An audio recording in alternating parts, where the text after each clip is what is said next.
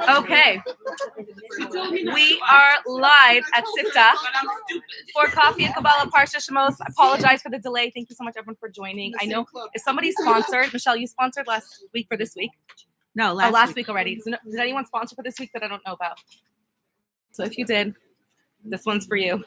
So we're going to dedicate today's shiur to all the chayalim who are protecting us, to all of the amazing warriors on the home front, the wives of the chayalim who are keeping up the fort and sacrificing so much, to all the little children who are sacrificing, giving up their abbas for the sake of Am Yisrael, for Eretz Yisrael, and to the hostages, to Hashem to keep them safe, to the safe return of all the hostages, and to the end of this darkness and the end of this galus. Let us dive right in. So Parshas Shemos, we are starting a new chumash, and we're actually transitioning from I think we finished Bereshis, and one of the big differences between Bereshis and the new chumash of Shemos, just the Shemos means names. In English, it's translated as Exodus, which is not a translation of names, but Exodus actually makes more sense because the chumash of Shemos talks about our exile and Exodus, coming in and out of Egypt, getting the Torah, and traveling and journeying to Eretz Yisrael.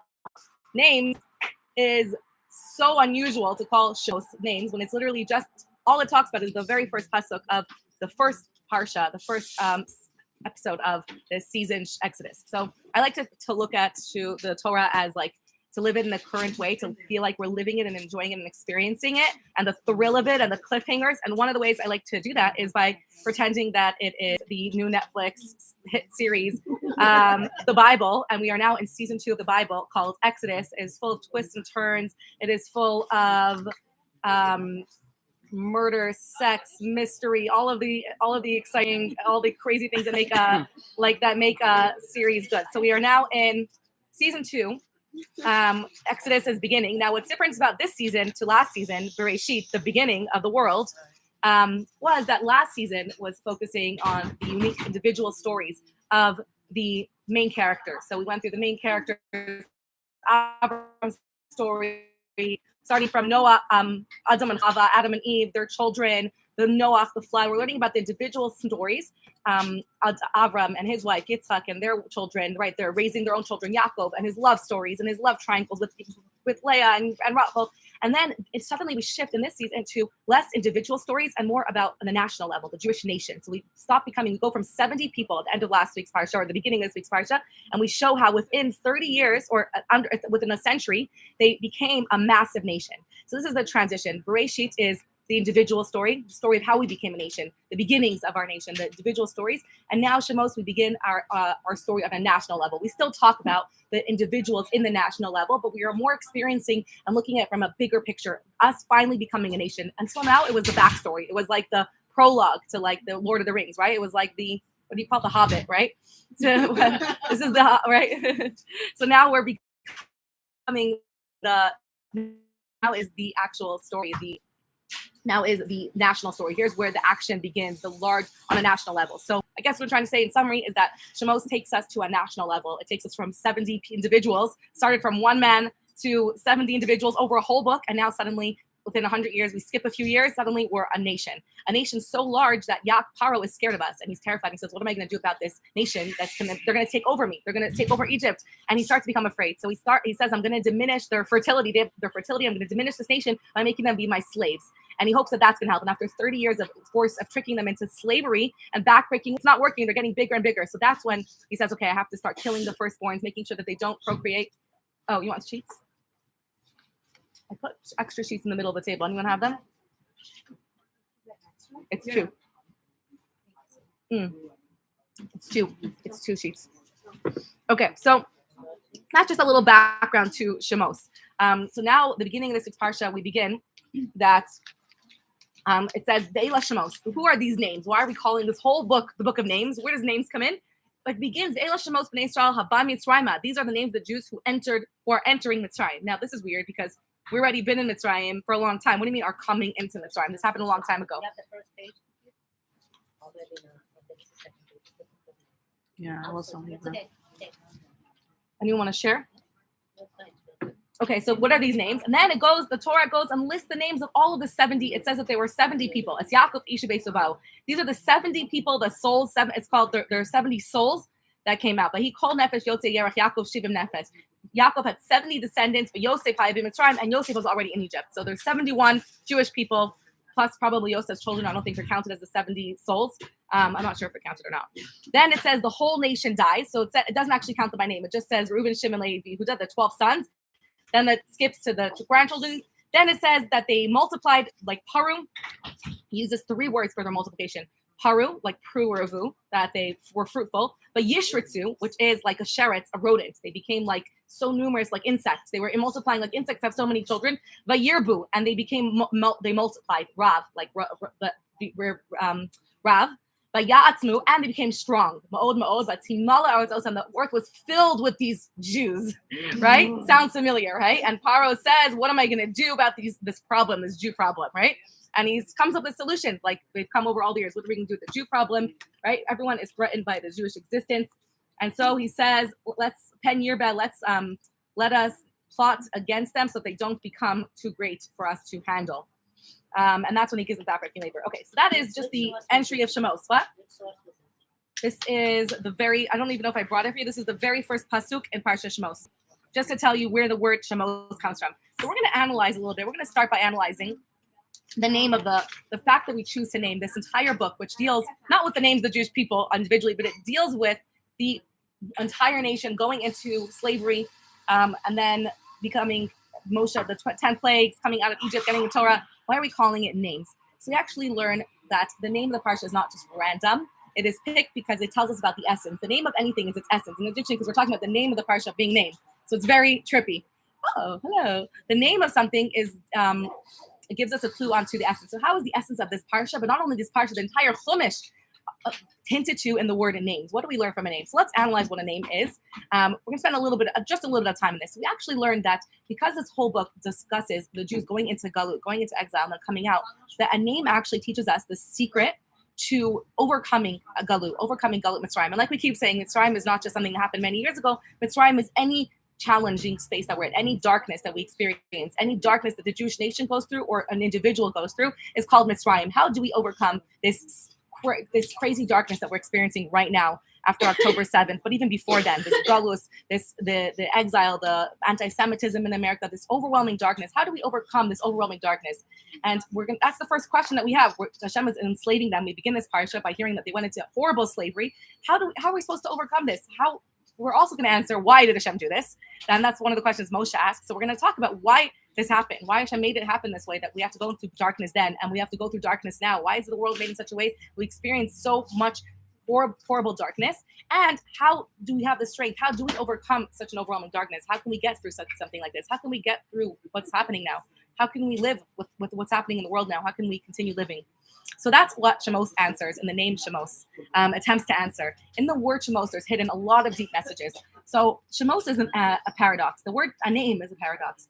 And the reason for this is that a name, on the one hand, we learned that on the person's entire essence comes to them through their name. When a person is named, the reason it's so important what name you give a person, or that it's Ruach HaKodesh, it doesn't matter, it's just pick a name, is because we receive our divine influence, our spiritual energy through our name. That is why it says that Adam was so wise.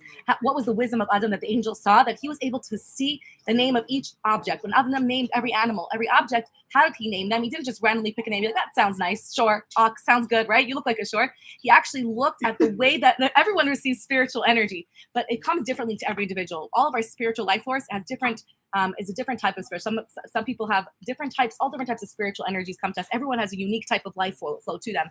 And the way it comes to them is through their name. So he saw that the way that the energy that the shore receives from heavenly, the influence it receives is in the shape of a shin, vav, resh. And each of the letters of Aleph, Bet, if we would look into Kabbalah, represent a different type of flow of energy. And it's very, very deep. Aleph has its own flow and own meaning of what type of energy comes through Aleph and what type of energy comes to us through Bet. And the combination of these letters produce our own unique combination. So our essence comes to us through our name. And we see this in that if a person faints and we want to revive them, their neshama, we whisper their name in their ear, and that revives their soul because their name connects them to their essence and awakens their essence. We also see it in the word neshama. The two middle letters of the word neshama are Shem. They tell us that the core of your neshama is at your soul, is at your name. How cool, right? So on the one hand, your name is your flow of divine energy. It's your essence. It's connected to your soul. You're very much connected to your name. When you call and I see this myself, in that I haven't used my real name, Rivka, in my entire life. But if I'm in a room of strangers and someone says Rivka, I turn around. It's just crazy because no one has ever called me that. I don't like to be called that, but I will still turn around. And it actually says that you should use your Jewish name once a day, even if you have a nickname, because it strengthens your neshama. When you use your Jewish name, it draws more energy, so it revives your neshama. So I should try to use my name. You guys can call me Rivka. Your husband call you Rivka? No. He's not allowed. Rivka is like the name that my principals called me in school. It's like the serious name. Rivka, your parents are mad at you. Yeah, it's like your middle name. Yeah. So you should use your whole full Hebrew name. And that's why a name, when someone is ill, a Kabbalist, someone who understands the spiritual energy of Chayos, will add then certain names, will change a name or add a name because it changes your spiritual life source, literally. So when someone is ill, they'll add the name Chaya because that's life, or Baruch, which is blessing. Strengthen the name, or to add another name, or to take person's spiritual energy and the way that their energy. So that's one side of a name, and the message for the other side of the name. On the other hand, there's the exact opposite. Is that a name could be shared by so many people. A name is such an external part of you. If I know someone's name, I know nothing about them. I literally just know their name. I don't know anything about who they are, their essence. A name is so external. There could be 30 people that share a name and they're not similar at all. So although your name is connected to your neshama, it doesn't reveal much about you. It really still, at the same time, it is only one very external layer of you still. And it's very unusual because it connects to your soul and it's the bridge to your soul. But at the same time, there's so much more of you than to your name. Your name is just one very, very external layer. And the message when it says that Shemos b'nei Yisrael habayim mitzrayma, it gives us a lot of chizuk and it tells us how we're going to get the chizuk to overcome galus. And this is how. So it says when the Jews came down to Mitzrayim, it says these are the names of the Bnei Israel. First, this happened a long time ago. I'm repeating it now because now we're about to begin their suffering. And we're saying, remember, what went into suffering, not your essence. What went down into Mitzrayim was only your name. Shemos b'nei Yisrael b'amei Mitzrayim. This is the names of Bnei Israel that came to Mitzrayim. The reason that they're going to be able to overcome it, what's going to help them overcome it, is if they remember that they themselves are never fully enslaved in Egypt, that they never fully entered Egypt and became absorbed in Egypt. Only their names entered the state of Galus. Their external part of them, the very, very external part of you entered this. And if somebody is, if Am Yisrael is, and this is temporary, and this is not forever, and we see this also in the word Habayim Mitzrayim, which makes no sense. They came a long time ago, and it's making it sound like they're still coming. Why are they still arriving to Mitzrayim? Because they never fully accepted that this is our space. We're not here. We're only here temporarily. We came to get food. We came for a little bit, but we're not remaining here. So with somebody who, like, I think about people who made Aliyah recently, raise your hand if you made Aliyah recently. Do you still sometimes talk about like our house, our home as your old house in America? Or we say, I'm going home, right? It takes a long time. You're still coming. It takes a few years, I think, in Aliyah, or at least a year, till you fully feel like you're here. Like I would say, I would call it our visit. When we made Aliyah for the first year, I'd be like, the last time we visited. And I'd be like, oh, wait, we're not visiting, we're living. It takes a long time to fully settle down to realize that you live here. You're not just visiting. And this is a very powerful, and that tells us that when you are somewhere, you could be living there actually, but not actually feel like you're living there. And that's a very powerful tool to use. If someone's in a very dark stage in their life, or in the national level, if the Jewish nation is Am Yisrael is going through a really, really hard time now since October 7th, this overwhelming darkness. But if you remember that this is not our new state of life, this is just a temporary stage. It's Haba'im. We're not fully here. This is somewhere we need to be for now, but we're going to climb out of it. This is not where we're going to be forever, right? Like Yosef's bones are taken out. We're going to be coming out with us. We're not here forever. We're just a temporary stage. We're just arriving. We're not fully submitting to like settling our grounds here. And that's how Jews in Chol, I think, should exist. Like we're in Galus, we're living in America, and if we're there, it's like temporarily. We're not fully settled here. My neshama knows that eventually I'm going to be in Eretz Yisrael. It's just a matter of when, right? So it's a button. We're coming to. We're not in Egypt. We're just coming here. We're still traveling here. We haven't fully settled here. This is not our space. This is not our home. This is not our land. This is just where we're coming, and eventually we're going to get out of this. So the key to remembering and to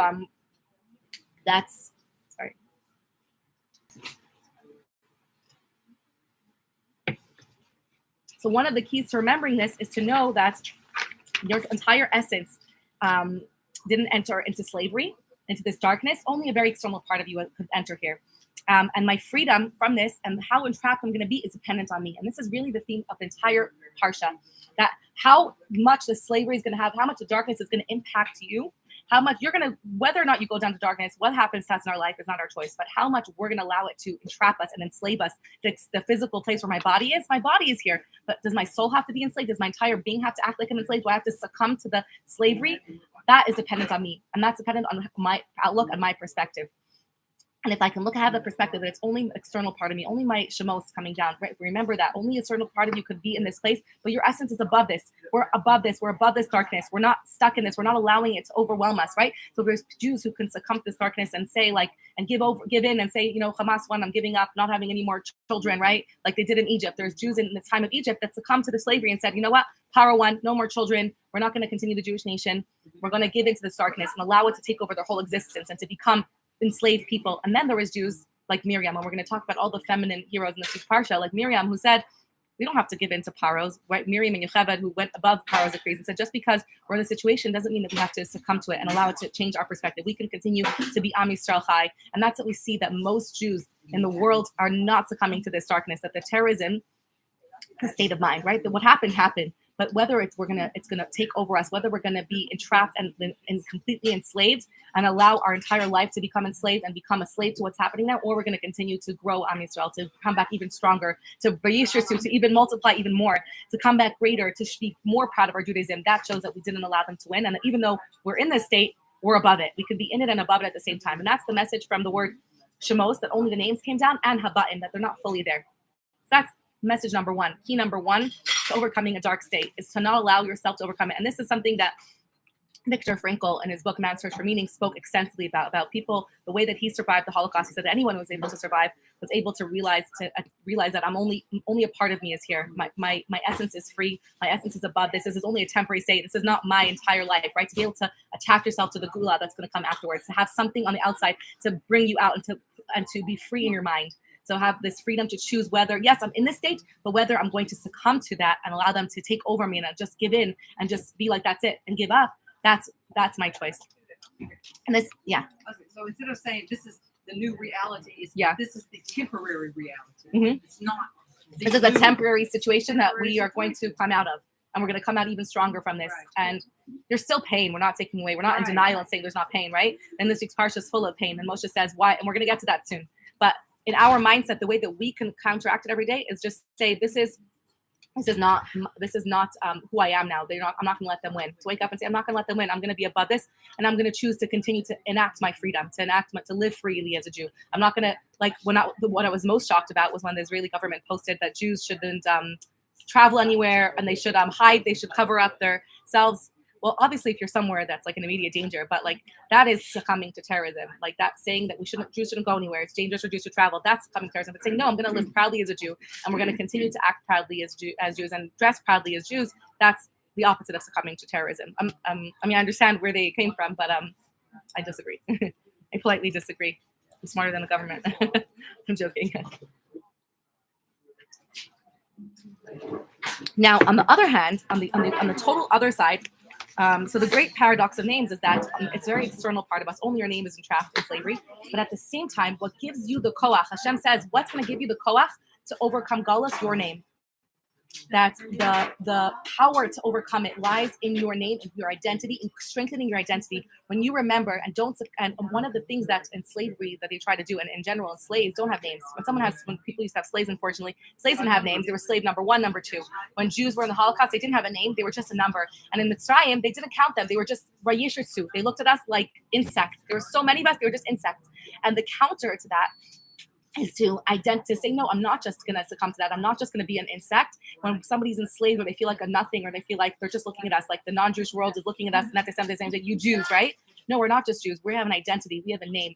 And what gives us the koach to overcome that, and when someone doesn't remember that they have a name and they just succumb to that and think like, I'm a nothing, I'm nobody, I'm just another Jew, I'm just another nobody in this situation, that's when the slavery takes over. And that's when you give up. There's no hope. But when you remember that I'm not just me, I am my ancestor. What is our last? Why do we have last names? Last names only started a few hundred years ago. No one had last names.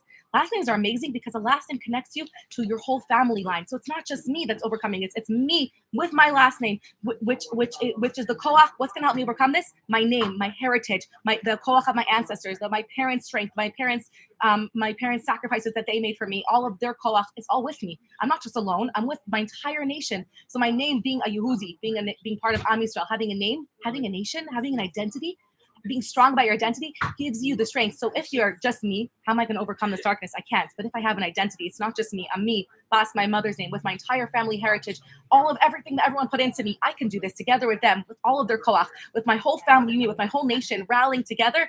we can overcome this darkness together as a nation. And that's what gives us the koach to when and that's actually the deeper meaning of what it says, that for 3 things the Jews merited to leave Egypt. It says they didn't change their language, they didn't change their dress, and they didn't change their names. Who cares? They didn't change their names. What I change my name all the time, right? Name changing, married. No, it means that their identity, being connected to who they were, to their heritage, is what gives them koach. And we have to remember this all the time. Yes, me alone, nada, can't do this. I can't get over this darkness. I am, but I'm not alone. I'm my whole heritage. I'm my whole identity. And we remember that, like every single convert is not just them. They're Bas Rivka, Rachel, Leah. They have their entire heritage, all of Am Yisrael. And I'm a mikvah attendant, my secret night job.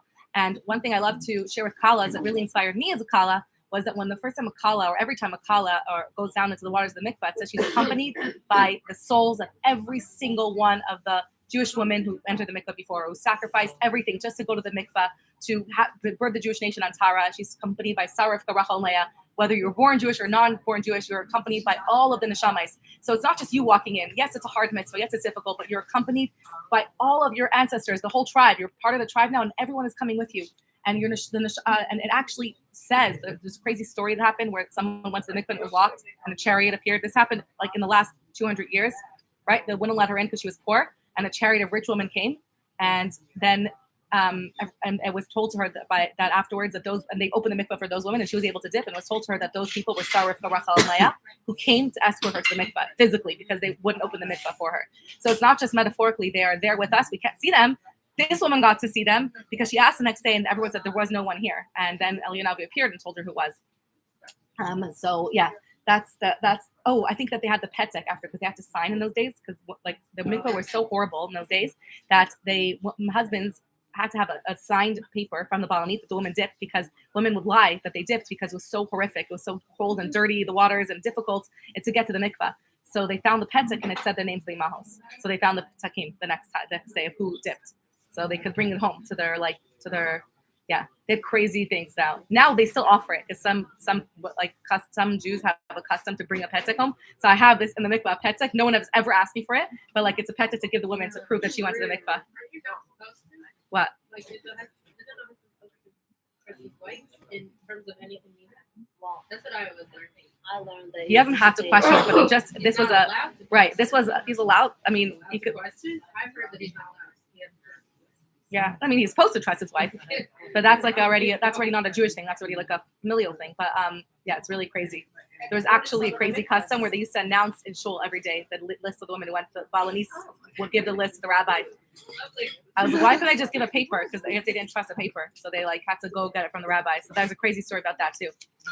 I'm so happy we don't have these customs. I wouldn't be able to stand behind any of those things. Okay. So what gives us the koach? Ela Shemos b'nei Yisrael. What's going to give you the koach to overcome it is connecting to your name, to your identity, to who you are as a nation, to keeping your Jewish name, to keeping your connection to your identity, to your nation, and remembering that you're part of that. Your name ties you to all of your ancestors, to all of your heritage, and that's going to give you the chizuk. The promise which I made to Avram Avinu, the Avram davening for us, Rachel davening for us, all of that. That gives you the chizuk. And when you remember that you're not alone, that pushes you to continue. And you know that you're going to be able to get through it with their koach, with their name. And now the third thing is that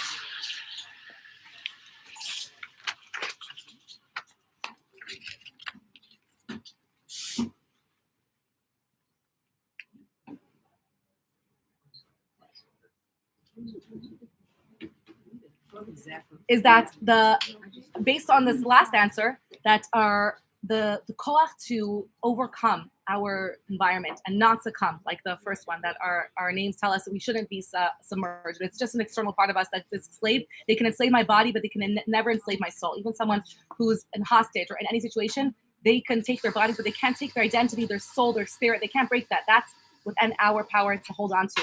And by the way to stay, and we see throughout the Galus that there was many people, especially the women, who didn't succumb to the slave mentality. There was a lot of men who succumbed to the slave mentality and a lot of men who didn't. And there are many Jewish women throughout this parsha that we're going to focus on today that stayed above the slave mentality, even when it was like crazy, to think beyond the box. And it's very hard because in America, being so afraid of anti-Semitism, saying like, I'm not going to go here because of anti-Semitism. I'm just going to assimilate because of anti-Semitism. I'm not going to look like a Jew. I'm going to pretend that I'm going to, there's even influences who felt compelled to post anti-Israel posts from influencers because of fear of threats against their family. So that's like, I mean, we don't blame them in any way, right? Anyone who comes to slave mentality, anyone who's going through a situation, we don't blame them in any way. But we still have to remember that we have the koach, no matter how dark the situation is, to remain above it. And that koach is actually given to us through our name. That when you remember that you're a name, you're not just a number being pulled down by them. So if you give in to like what they want me to be, they want me to be a nobody. But if I say, no, I have a name, I have an identity, that's what pulls us out. And when we analyze the names of the different women throughout the Parsha and then the heroes throughout the Parsha, we actually see that their names tell us a lot about who their essence was and what they stood for and what we can learn from each of these individuals. So we're going to go through the Parsha, and I'm going to go and highlight a few of the heroines and heroes in this week's Parsha and what we learned from their names specifically about them. So the first hero in this week's Parsha, I wish we could summarize the Parsha in very, very short. I can't do it in short. Paro, I'll try to do it in fast without details. Paro wants to minimize the Jewish nation from taking over. He hears from his astrologers that one of the Jewish babies is going to liberate the Jewish people. So he says to kill the Jewish baby boys. He calls his two midwives, Shifra and Pua, who we hear are Miriam and Yocheved. And he tells them to kill all the Jewish babies. So we're going to talk about their names, and then we're going to highlight their names. And then let's talk about them now. So Miriam and Yocheved are their Jewish names. Yocheved is Moshe's mother. Miriam is Moshe's sister. They are our heroines. Mainly, Miriam is one of the biggest heroes of this whole story, our biggest heroines of this whole story. And we see in her name Miriam, the Gemara does, the Chachamim tell us that Miriam comes from Mar, from turning. She was born into bitterness, that she was born into the slave mentality, but she was always thinking about Yam, about the Shirat Yam. My connection is that Yam is like the Shira, that she was always thinking about the victory that's going to come after, turning the bitterness into sweetness, into song. And that was Miriam. She never said, oh, just because I was born into this darkness. It's crazy to think if someone's born into a darkness that they're going to even imagine there's a world outside. She never ever gave into that. And even when she was 5 years old, it says her parents separated, Amram and Yocheved, before Moshe was born. When they said that they're going to kill the baby boys, they said, we don't want our babies to be killed, so let's just stop having babies. So they actually separated, and all of the husbands and wives, Amram was the leader of the Jewish people, they all separated. And Miriam said, you guys are succumbing to this? If you're giving into Paro? And she said, you're giving into slavery. Paro wants to kill the boys, and now you're basically stopping any girls from you're ending our Jewish nation. And Amram, it says, and she prophesied, Miriam had Nevuah at 5 years old, and she prophesies that you're going to have a child together, and this child is going to liberate the Jewish nation. And so they listened to her. And it says that they waited for this prophecy to come true, and they remarry each other. And then all of the Jewish husbands and wives remarried one another and continued to have babies. And then Moshe was born, a baby boy. And what they do? They hide Moshe. So Miriam was someone who, even at a young age and continuing, never gave in to the slave mentality. Even when Paro commanded them, Paro was a scary guy, right? You could kill anybody, to kill the Jewish baby boys. They defied him. Miriam and Yocheved. Yocheved's name comes from kavod, because it says that Yocheved's essence reflected the glory of God by her bravery and defying Paro, her courage and her kavod. She had honor, and it also says that her face reflected kavod, and that that's who Yocheved and Miriam were. Overcoming the slavery and not giving into the fact that we're in Galus, and saying we're not going to let that take us down. We're going to continue the way we are, and we're going to have the child that is going to be the Redeemer and focus on the redemption. And Miriam continued to do this. It says, well, even when it was the hardest thing, instead of succumbing and giving in and crying out, she said, let's prepare our tambourines. Let's focus on the fact that we're almost coming out. Hashem Moshe came to us. He promised us we're going to come out. So she focused on creating instruments so that they can dance, and focusing on the future. Miriam kept doing this throughout in the Shirat Hayam, and throughout the Torah we see Miriam being this person who was this definition of being above her circumstances. And this is our koach, right? To connect to, we all have Miriam inside of us. We all have the koach of Miriam. To anyone else here, Miriam? We have our token Miriam. So the koach to overcome any darkness, no matter how dark. If they were in this horrible Holocaust where they were killing Jewish babies and using them as bricks, when they ran out of bricks, then we can overcome any darkness now and remain above it and focus on the future and focus on not allowing ourselves to fall into that. Now, what's amazing is that Paro knew the power of the Jewish name and how the koach to sustain ourselves comes from our name. And that's why Paro made a decree. So the reason that Miriam and Yocheved are called in the Parsha by Paro as Shifra and Pua is because Paro said to them, you're not allowed to use your Jewish names anymore. At least, if he heard. So he forced them to take other names, Mitzri names, because he knew that as long as you're connected to your name, there's no way you're going to ever succumb to the slavery. There's no way, because your name is going to strengthen you. So he forced them to change their names. How crazy. So Paro knew this power of our names, of our connection to our heritage, our connection to who we are. And he tried to make them change their names. And their names they picked were Shifra, because Yocheved's job when babies were born was to make the babies not look like a little alien, and to make them look beautiful, and to clean them up for their mommies. So Misha Peret, she beautified them for their mothers, and she gave glory to them. That's where Yocheved came from. She gave kavod to the babies, so they wouldn't just look like, right, a little peach with eyes. And then Miriam, it says Pua. Her name was Pua because she was mifa'ah. She would soothe the babies when they were crying, to calm them down with her soothing voice. It also says that mifa'ah, she would have prophecy. So we see that the names were very fitting to who they were, to what their essence was, and even their Mitzri names reflected their essence. And we see that how important it is to keep our names, and our names not just actually using our names, but actually connecting to our Jewish heritage, being proud of our identity, that even Paro recognized this, and that he had to change this. Okay, so moving on, I have another Jewish hero. So what happens? They have this baby boy born. He has no name. Actually, Moshe had 7 names. Moshe had many names. So let's go through Moshe's names. And what's fascinating is that his parents named him different names. His mother named him a name, his sister named him a name, his father named him a name, right? But the name that he's used is one that only was given to him when he was 3 months old. And that's the name that the whole Torah uses. The only name the Torah calls him by is Moshe. And that's the name that Batya gave him 3 months after he already had 7 other names. And that's what the Torah chooses to call him. And there's a lot of depth in that. So let's go through Moshe's names, just because it's a book of names. Anyone want to help me out? 10 names in the Talmud. Tuvia, exactly. I have them written down somewhere. Oh, okay.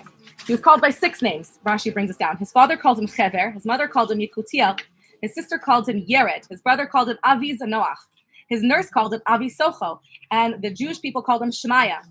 And from here, the Medrash Rabbah says we learn how the reward of someone who acts with kindness, that even though Moshe had many names, the reward for Shabbatya was for her kindness was that Hashem only called him Moshe, no other name, because she called him Moshe. Because Minamai Mishtisu, I drew him out. I pulled him out of the water. So she said, I pulled him out of the water, so his name is Moshe.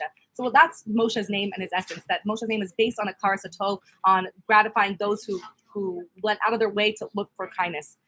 So now we're going to talk about Batya's name. Who is Batya? Batya is the princess, the Egyptian princess, like Cleopatra at that time. Was the Egyptian princess called Cleopatra? Later, yeah. So Batya was born into Egypt. Her father was this evil king, Paro, but she rejected all of that. She was not only not Jewish, she grew up non-Jewish, and she rejected all of the perverse attitudes of the Egyptian mindset. So she was the ultimate. Oh my God! Hi. We need to show everyone our token Batya. We're literally talking about your name.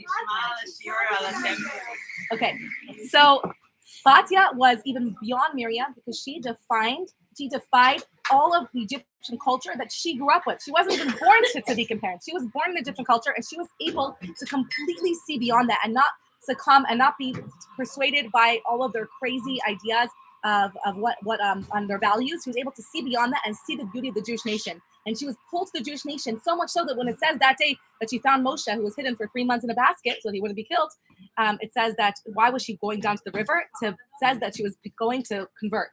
She was going down to convert, to become a Jew. She was going to secretly become a Jew.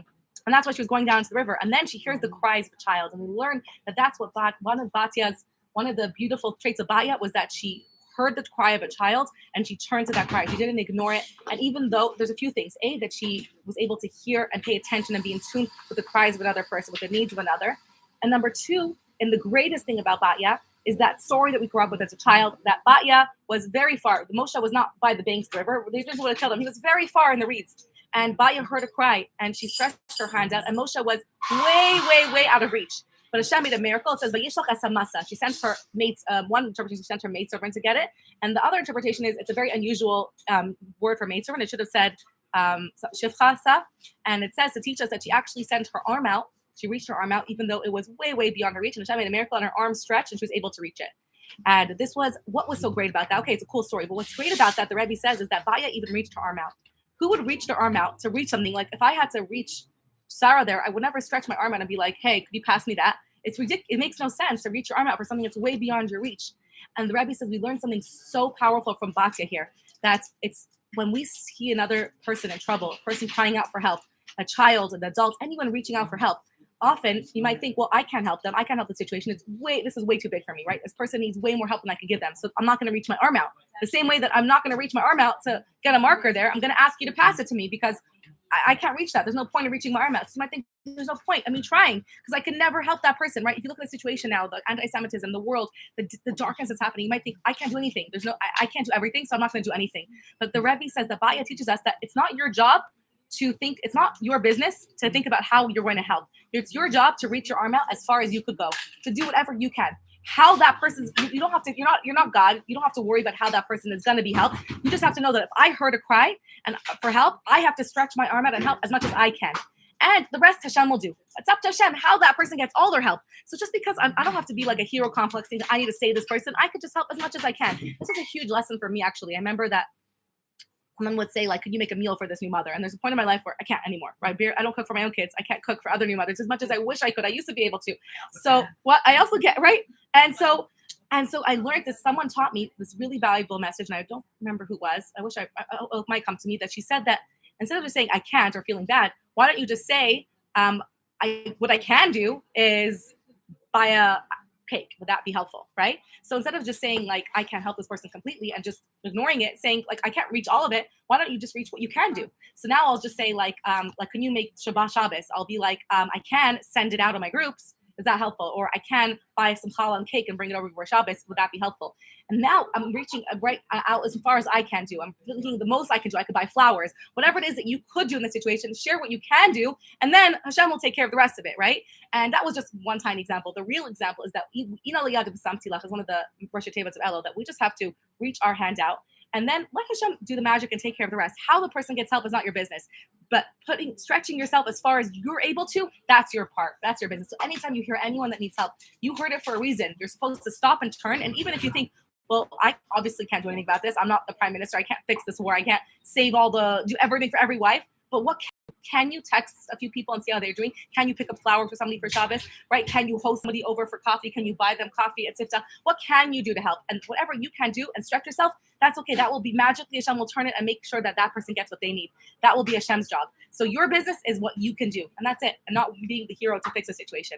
And that's what we learned from Batya, that she stretched herself. She wasn't worried about how the baby's going to be reached, or that's Hashem's problem to say to be, I'm going to stretch as far as I can go. And then we see that Hashem stretched the rest. And we just do our part, stretch as much as we can, and then Hashem will fill in the gaps and miraculously help the rest of it happen. And that's one of the valuable messages we learned from Batya. And it says that in that merit, Hashem changed her name from Bat Paro to Bat Kata, the daughter of Hashem. That's what a daughter of Hashem is. A daughter of Hashem is somebody who hears the cry of every single Jewish child, Jewish parent, Jewish person. To be being a Jewish woman, being a Jewish mother, is to pay attention and to hear. And we actually learned that that's one of the merits that Hashem picked Moshe to be the redeemer of the Jewish people. So going on to Moshe, a little bit later, it says Moshe grew up. So Batya saves Moshe, this heroine Batya. She brings him home. He's nursed by his mother, but he's still called Moshe because she drew him out. She pulled him. He was pulled away. And he grows up in the palace with Paro. And as he grows up, it says he didn't just say, you know what, I can ignore what's happening outside of me. I'm living the luxury life. I'm living a great life. Let me just be in my cocoon here. He remembered always who he was, his identity, where he came from. Somehow, Batya must have reminded him. And when he was old enough, he went out. It says, "Vayetzei Moshe," to see the suffering of his people. He didn't say, "What am I going to do about the suffering? Let me just cushion myself and stay in my bubble." He went out to see the suffering and to see what he could do about it. And it says why does it tell us in the Torah that Vayetzei Moshe? There's so little we know about him, right? He's a child. He was saved. Suddenly he's an adult. He goes out to see the suffering. That is the key. It says when Hashem saw, that's what the key to be a Jewish leader is. That's what Batya is. That's what a Jewish heroine is. It's somebody who doesn't just mind their own business. It's somebody who goes out to see the suffering of others and see how they can alleviate the suffering of others. Who goes out to see what's going on and how I can add more light into the world outside of me. Being a lamplighter, right? The fifth Chabad Rebbe, someone asked him, what is a chassid? And he said, to be a lamplighter. So that's what Moshe was, a lamplighter. I'm going to go out and see where there's darkness and where I can add more light. And that's what Batya did. I'm going to go out and see where I can add more light. That's what Miriam did, right? Went out of her way and made it her business and be a Jewish busybody, make everyone else's suffering your business. Doesn't mean that you have to save the whole world, and that's hard because you have a hero complex. It just means that whenever you can, you go out and see how you can add more light, right? How you can share more light. And you know when the best time to do this is when you're full, when you're depressed, when you're feeling like you're the lowest and the darkest, and you think, well, I can't help everyone else. I'm so dark. No, that's when you should go out and see how you can add more light, because when you uplift another person, it lifts you up with it. You get lifted up too. So when you lift someone else up, your darkness becomes alleviated. So don't think I'm suffering so much. I'm such in my own place. I'm so overwhelmed with my own life. How can I possibly help others? Take children with you and go out and do one little kind thing, right? I remember, like, bake cookies and give it to the soldiers at the corner of your street. Take them to a senior home and make people smile. Do something with your children, and suddenly your overwhelmness in your own self will be uplifted with that. And that's what the essence of leader is. That Moshe saw. It says, let me find you the words. That he went out to see the suffering of his people.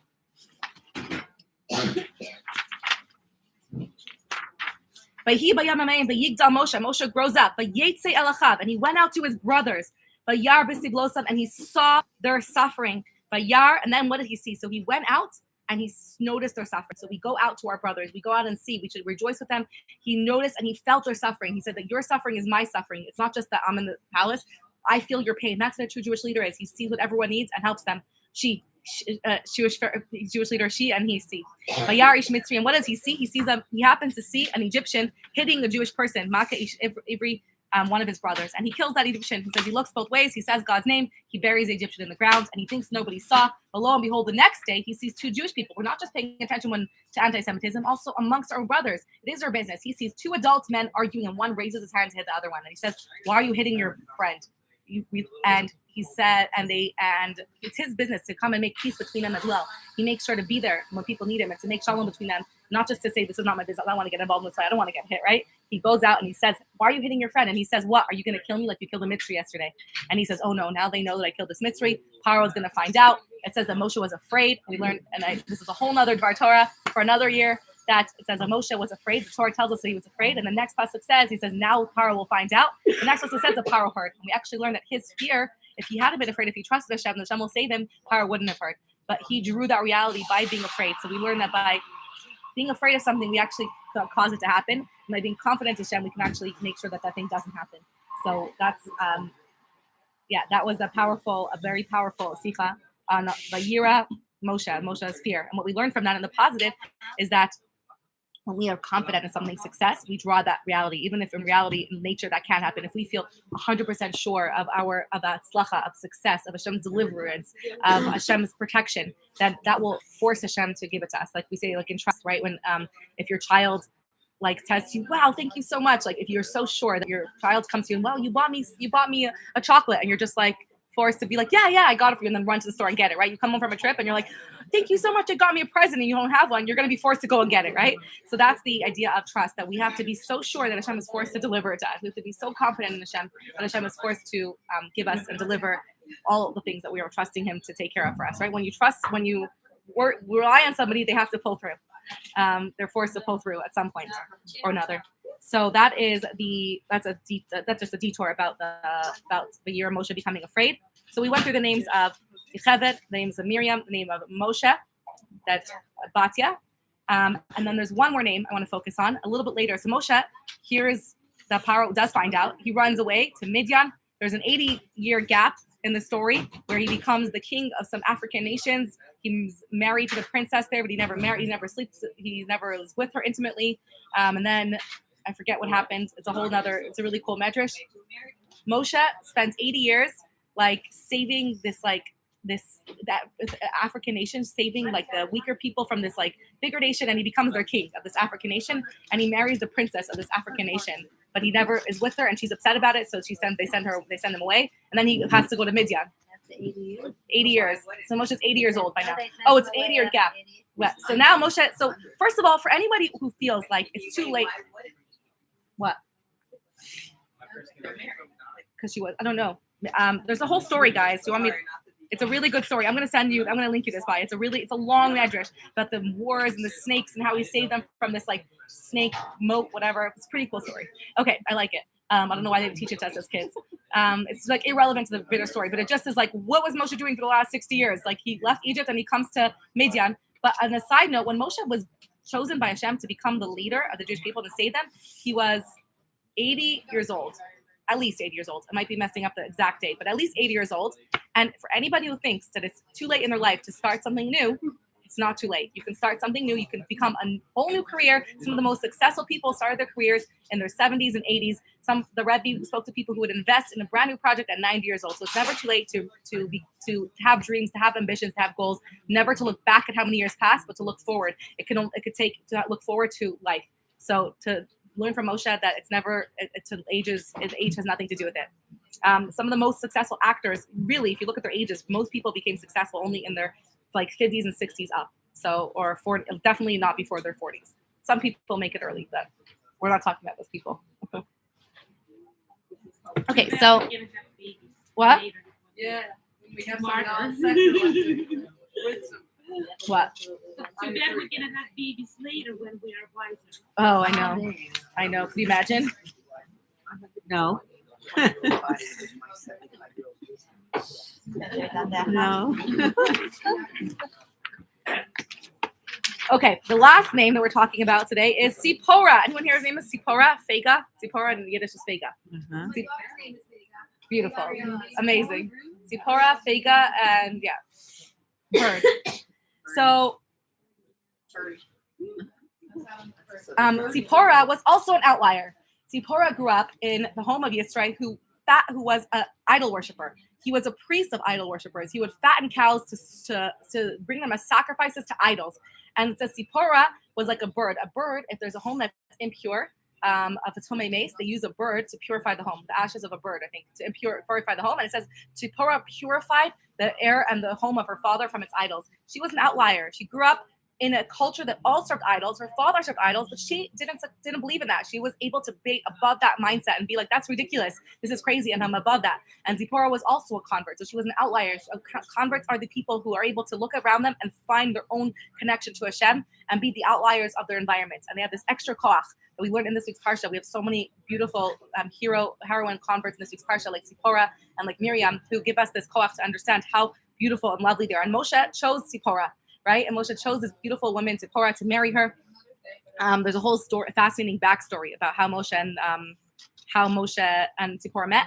It says that they met at a well, obviously, They met at a well, and Zipporah comes home. She says, "Look, there's this man. He saved me from the well, from the people." And her father says, "There's two different versions. One, he welcomes him in. The other one is that he hears that he ran away from Paro, and he was an advisor to Paro, so he was afraid of Paro punishing him, so he throws him in a pit to starve to death."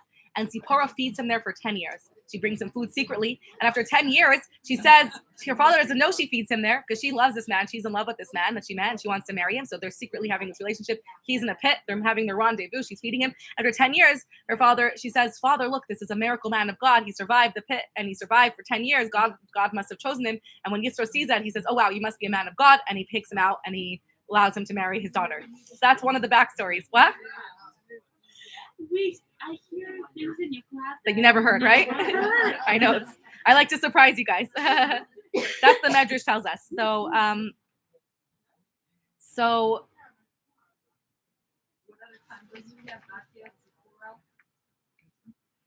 Yisro is a convert in this week's Parsha. Yisro has a whole Parsha named after him. So Zipporah has her faith in Hashem. He says, "How could a man survive for 10 years without eating?" So she said, "Didn't you hear about the God of the Hebrews, the Avrim, that he's so great and awesome? He does miracles for them. He saved Avram from the fire." This is what Zipporah said. He saved Yitzchak from the sword and Yaakov from the angel who fought with him. And how about this Moshe who was saved from the Nile and the sword of Paro? I'm sure Hashem could have saved him now. So they went to the pit and they see that he's alive. And then Moshe asks to marry Zipporah, etc. So that is the name. Zipporah also there's a lot more about Zipporah. It says that the bird is admired for his beauty, and Zipporah was admired for her beauty, both inside and out. Zipporah had a lot of wisdom on their way to Egypt. It might be in next week's Parsha. That there's a snake that devours Moshe. Hashem sends a serpent to devour Moshe, to eat him alive, and they ate him from his waist up till his bris milah, and from his head down to his bris milah. And Zipporah recognized that they had a child 8 days earlier on the way to Egypt, and she didn't circumcise him because it's dangerous to circumcise during travel, the heat and the desert, and so she was going to wait. So right away she realized that Hashem wants him to circumcise. So she took their baby Gershom, so she took a rock, she circumcised her child, and then the snake. This is not a medrash. This isn't the psukim, guys. So she takes a rock and she says, "Ki chasan damim." She says, "You're the You're taking the blood of my husband. And she circumcises her child, and then the snake lets Moshe go and goes away. So that's another. Sipporah is courageous. She is bold. She's unafraid, right?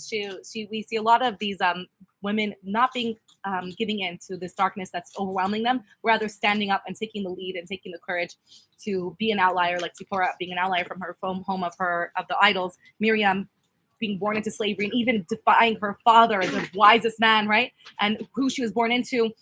Moshe born in the palace, but defying everything he grew up with. And Paro obviously got that from Batya.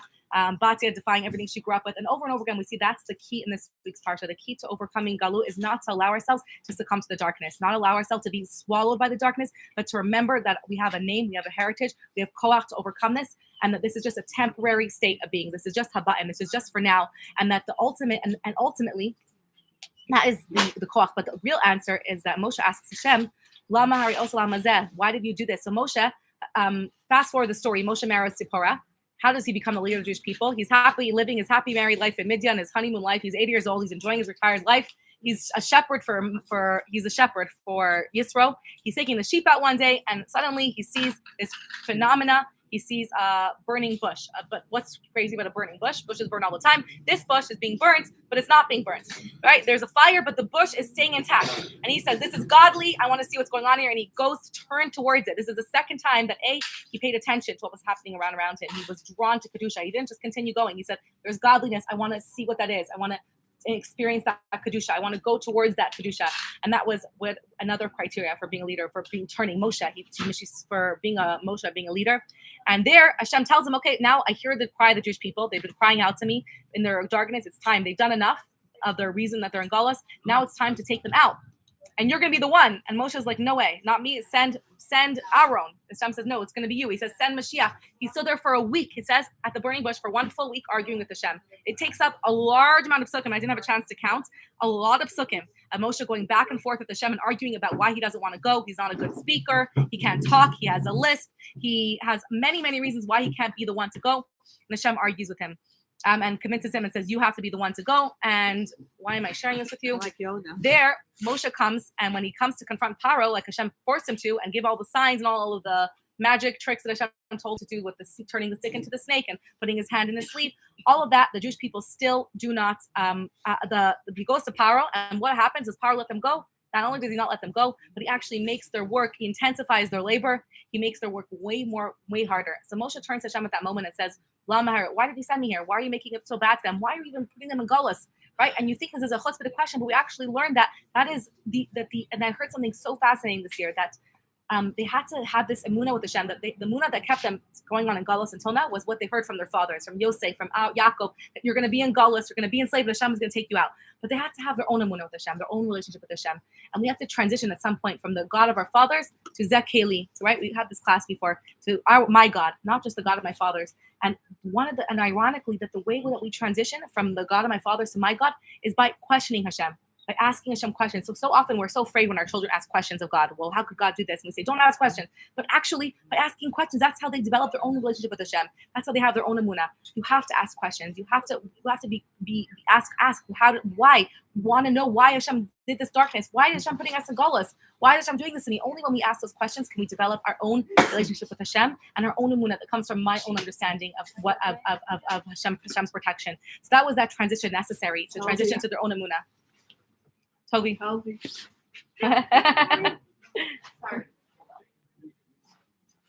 Hurry up. Okay, I want to tell you something. Oh, you're on the So we'll phone. I'll talk tell you tomorrow. later. Okay, so what was I saying last?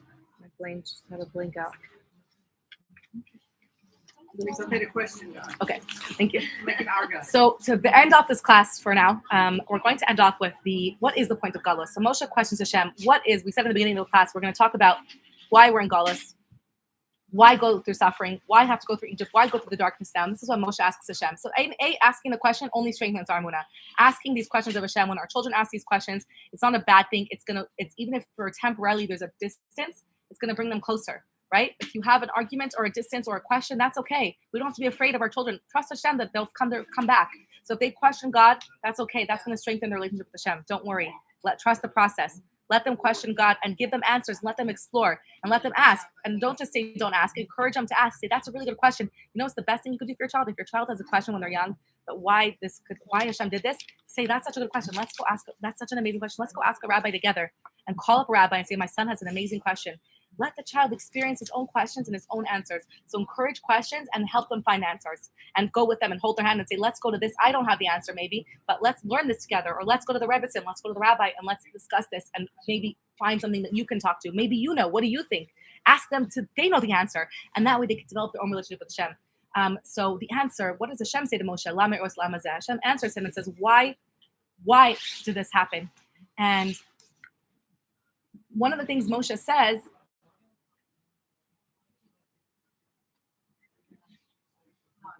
is Shlachna b'yad tishlach. Moshe says, send Mashiach. And one of the questions Moshe asks is, what was the point of, why should I take them out now? I know that in the future you're going to put them in darkness again, like we are right now in Galus. Just send Mashiach to redeem them right now, right? Send the one who you will send. What's the point of me coming down and then going into Galus again? What's the point of this exile? So if we look back, Hashem already told us. And first of all, Hashem says, when they're suffering is painful, and I'm with them in their suffering, and it's painful for me also. He says, and they ask, who is God that's going to telling us, he's taking us out. Tell them, I will be that I will be. I am with them. I am with them. I will be with them in their suffering. When they're suffering, I'm there right there with them. I'm the God that's been alongside them in pain when they're in pain, and alongside them in the pit, in the darkness, like the Yosef inside with them. So first of all, to know that I've never forsaken them. I've been with them all along. I'm a compassionate God. At the same time, in the way that the world was made, is that there's a concept called Yerida L'Tzorach Aliyah. That's every aliyah has a Yerida before it. And we see this, that why would I crouch down? Why would I move backwards? It's only to run forwards. If I want to run fast, I have to first take a few steps back to sprint and run forwards. That's the way, the laws of how the world works. If I want to jump high, you have to crouch your knees down, right? Let me just demonstrate. I can't jump high unless, even if I jump a little bit, you cannot actually get any lift off the ground if you're not bending down a little bit. It's actually impossible. Look, your feet are perfectly straight. There's no lift. The lower you bend, the higher the ascent will be. And Mitzrayim, Yerida Mitzrayim was a Yerida for the Aliyah that's going to come afterwards. Hashem said, I want you to be my nation. I want us to be one. I want us to fix this darkness of the world and to receive the Torah and to bring Mashiach and to illuminate, find oneness in the world. But the only way we could do that if there's a Yerida. Through the Yerida, through the ascent, and in the Yerida specifically, that is where the energy for the ascent that comes afterwards. So the descent is always for the purpose of an ascent. And you in this Galus Mitzrayim are working through discovering, only in this darkness can you discover your own emunah with Hashem. These questions that you have about Hashem. In this darkness, you can gather with the reservoirs of your koach, of discovering your identity as a Jewish nation, your core identity, what it means to be an am, when there's adversity, when you're tested, when you're challenged. And on an even spiritual, on a Kabbalistic level, we learn that there's sparks of holiness that fell into the world, and we need to pick up those sparks that fell from the words of Tohu, and all of those sparks were gathered in the materialism of the world, just like now all the sparks that we elevate are in the materialistic things that we experience.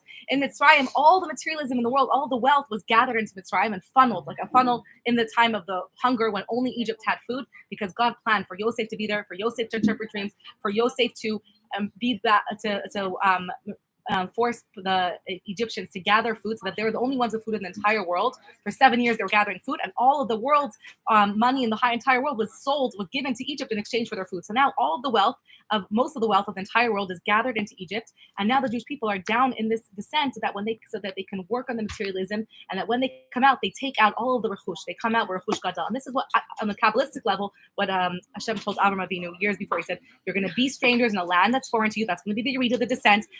And afterwards, you're going to come out with rechush, with tremendous wealth, not just financial wealth. Who cares? You're going to go into slavery, so you can come out with wealth for 400 years. No, you're going to take out the spiritual wealth that you're going to get by being in that descent. Only by being in that darkness, you come out with spiritual reservoirs. And sadly, we see in the situation right now that the Jewish nation is going through this darkest time. But the strength that we're coming out with, the achdus that we're coming out with, the light that's coming out is unprecedented. Is a light that we would never, ever be able to have. The just right down the street, the Chamal in Just One Chesed, there's an entire station where daily there is thousands and thousands of dollars of equipment coming through of donations from America, volunteers from the Dagan. Batya Weiss's husband, Yisrael, works there every single day.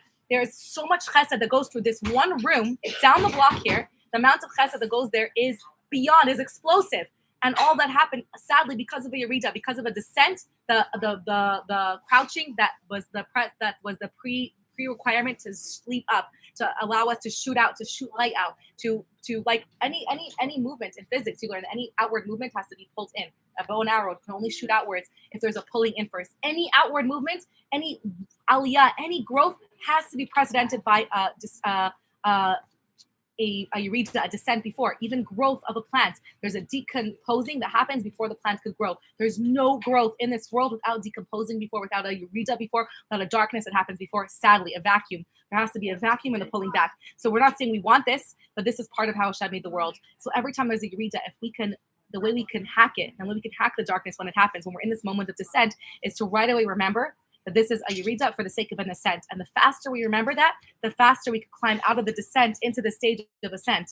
And it doesn't make it easier. And Hashem says, I'm still suffering with you. The descent is painful. And only when Mashiach comes, we'll see the secrets revealed and why it happened. And the reasons for it happening, we don't know. But this is the way the world is, that the only way we can have this aliyah. And Hashem says, I want this rechush that's going to come afterwards, this wealth, this nation that's going to be formed, this strong nation that's going to come out, a nation that's going to have the koach of receiving the Torah and receiving the power from the Torah through Moshe was given to the Jewish people the power to then overcome the whole mission of why we're put in this world to begin with, which is to elevate the world and make it home for Hashem. That only began with Matan Torah. We couldn't even get to Matan Torah without first the Galus of Mitzrayim. So Galus Mitzrayim was the first Galus that got us to the power to become a nation, to get the power, get to Matan Torah, where we got the power to now overcome the rest of Galus, but not just overcome it, to maximize every moment of what we're put here, so we can reveal oneness in this world of darkness, reveal connectedness, reveal light, and shine light in this darkness until the full and ultimate revelation of that light that we're doing, which is in the coming of Mashiach very, very, very soon. Hopefully, I summarized everything.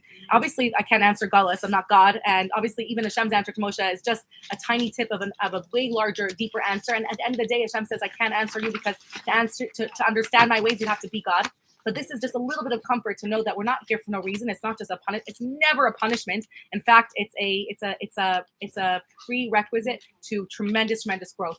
And the faster we transition into growth, the faster we climb out of the darkness, and we're already springing up into the growth part. So I bless all of us that this darkness will be behind us, that we spring into the growth that comes from this darkness, that we have only ascents from here and no more descents, and that we keep leaping until the ultimate revelation of Mashiach. Thank you for joining. Hashem should keep all of our chayalim safe, our children, our husbands, and return them to us safely in our hostages. If you enjoy this class, please share it with your friends and subscribe to the channel and leave a comment. Everyone tells me to listen to the class, but there's never a comment. So just say hi, Kiki. That's it. Just hi, Kiki. Or even leave a heart, and then I know that people are listening, because I know people all tell me they listen every week, but I don't see any comments, and I will respond to your comments. I promise you. Love you all. Thanks for joining. Have a great week. Names shifted. One was comfort, and one. Do you have the car? I missed the meaning of it. Can you take us?